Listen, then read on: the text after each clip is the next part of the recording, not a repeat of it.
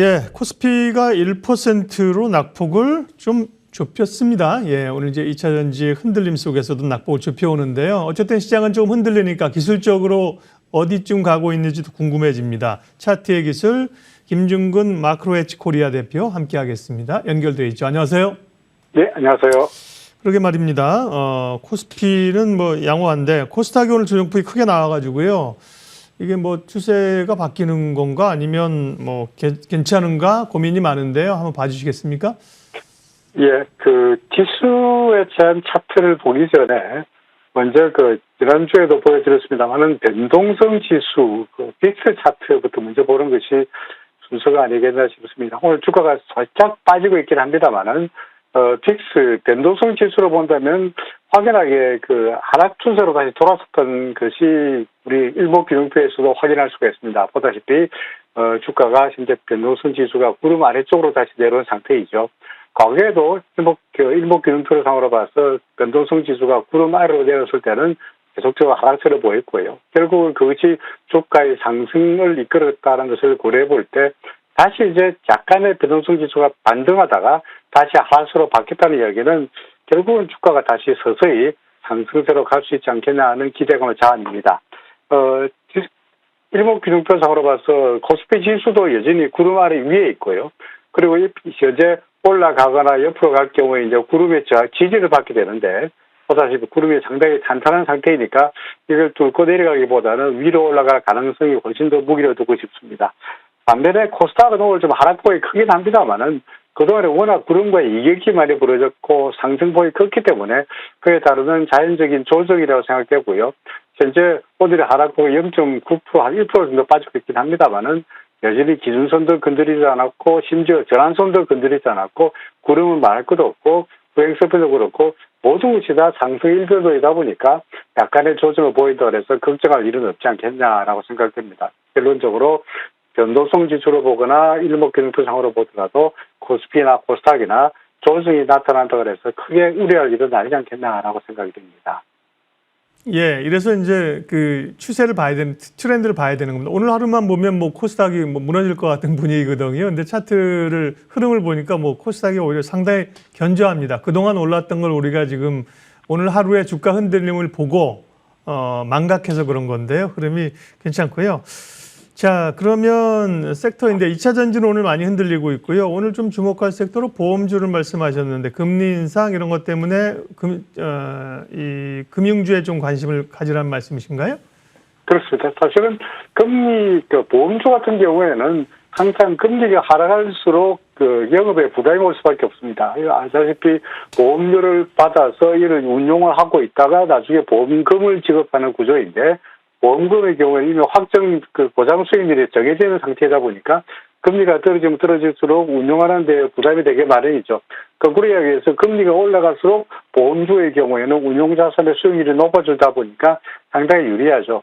게다가 지금 IFRS 회계 기준이 바뀌면서 현재 비용의 인식과 수익 인식에 약간의 차이점이 생깁니다. 그러다 보니까 새롭게 IFRS 회계 기준이 바뀔수록 손해보험이라든지 또는 생명보험의 경우에 수익의 경우도 그렇고 손실의 인식도 그렇고 전반적으로 실적이 크게 늘어나는 그런 계기가 된다고 보여지죠.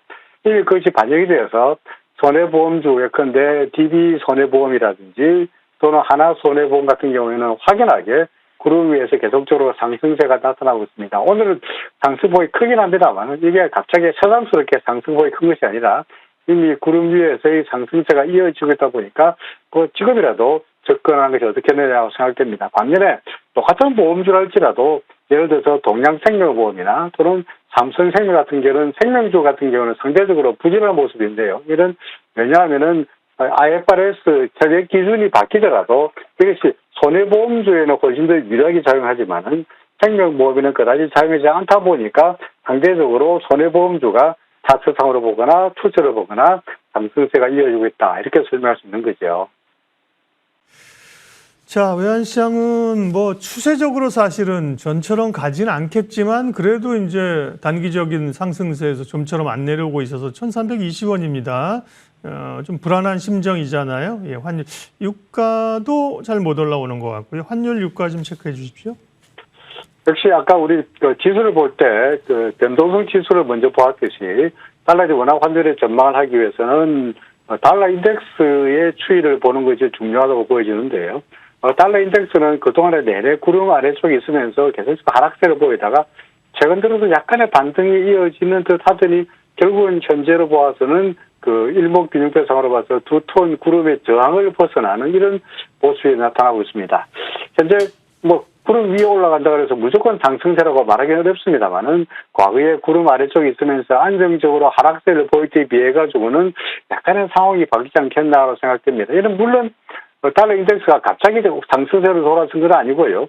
우리가 다 알고 있는 이야기입니다만은 미국의 달러 금리가 현재 이거 2년물짜리 미국의 국제 수익률이 나오고 있습니다만은 2년물 국제 수익률이 5% 이상으로 급등세를 보이면서 달러 금리가 달러 인덱스의 상승을 이끌어내었고요.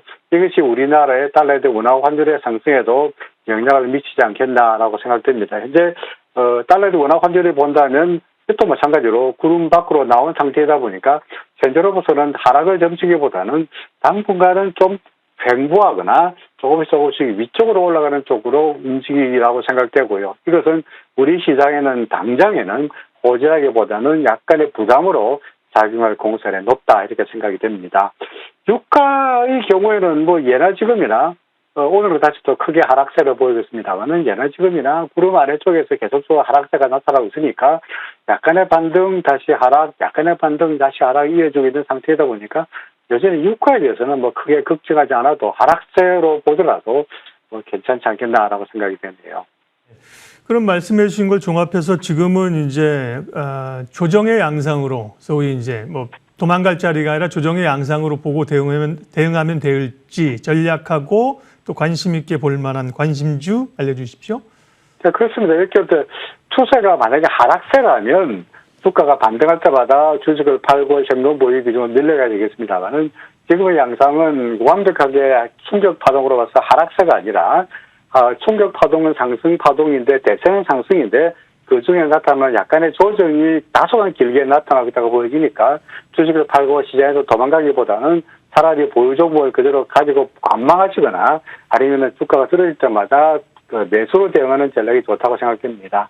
저는 오늘의 관심 종목으로는 인탑스를 꼽았습니다. 인탑스는 삼성전자의 주로 이제 부품을 제공하는 판매하는 삼성전자 협력사인데요.